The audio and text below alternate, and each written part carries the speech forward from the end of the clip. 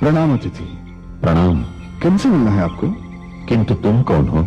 मेरा नाम आस्तिक है। मैं महर्षि व्यास का शिष्य हूँ। मेरा नाम युयुत्सु है। मैं राज परिषद का महामंत्री हूँ। ओह, क्षमा कीजिएगा, मैंने आपको पहचाना नहीं था। महर्षि व्यास। प्रतीक्षा कीजिए, मैं उनको आपके आने की सूचना देता हूँ। प्रतीक्षा कीजिए।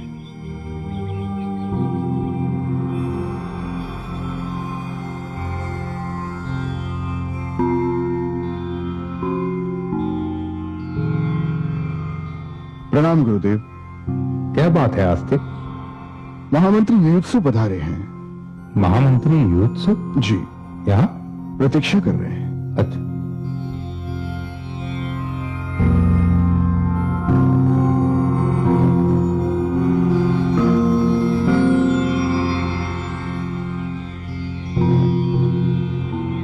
प्रणाम स्वीकार करे गुरुदेव। आयुष्मान भव। कैसे हो धृतराष्ट्र नंदन? सब कुशल है गुरुदेव। आज आपके राजसभा में ना आने के कारण महाराज परीक्षित को बड़ी निराशा हुई। उनकी इच्छा थी कि आज गुरु पूर्णिमा के अवसर पर आपका आशीर्वाद प्राप्त करने की। मुझे खेद है कि मैं वहां ना आ सका, किंतु आप यहाँ क्यों चले आए? आपको तो महाराज परीक्षित के पास होना था। पर ऐसी क्या बात है गुरुदेव? क्या आपको पता नहीं कि कलयुग का आगमन हो गया है और आपका ऐसे समय में महाराज परीक्षित के पास होना अत्यंत आवश्यक है। कलयुग से भय कैसा? क्या कोई विशेष घटना घटने वाली है? हाँ, विशेष तो घटने वाला ही है।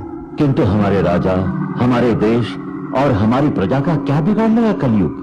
कलयुग के प्रभाव को आप नहीं जानते महामंत्री। किंतु गुरुदेव, हमारे देश में चारों ओर शांति है। प्रजा सुख सागर में गोते लगा रही है।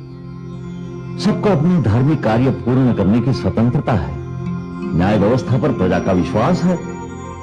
प्रेम, सद्भावना, मित्रता, एकता यह हमारे देश की विशेषता है। और महाराज परीक्षित तो पांडवों की बनाई नीति का ही अनुसरण करते हैं। तब कलयुग क्या कर लेगा? महामंत्री युयुत्सु, समय बदल गया है और बदलते समय का प्रभाव तो हर वस्तु पर पड़ता ही है। इतना समझ लो कि प्राणियों, नीतियों और परंपराओं पर आघात होने वाला है।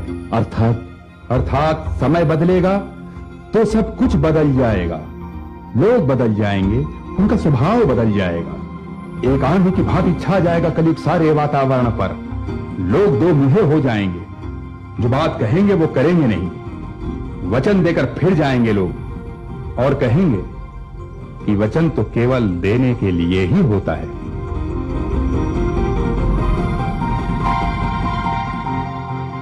संबंधों और नाते रिश्तों का मोल नहीं रहेगा।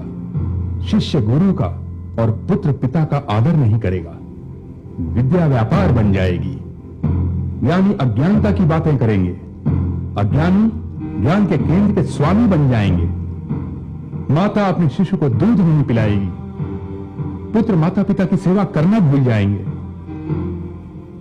नारी अपना सम्मान खो बैठेगी और उसका सौंदर्य केवल प्रदर्शन की वस्तु बनकर रह जाएगा। प्रेम, सद्भावना और शांति के स्थान पर घृणा और हिंसा होगी। दुराचार बढ़ जाएंगे। एक ही परिवार में रहने वाले दो भाई एक दूसरे की सहायता नहीं करेंगे। झूठ, छल और कपट का बोलबाला हो जाएगा। न्याय के नाम पर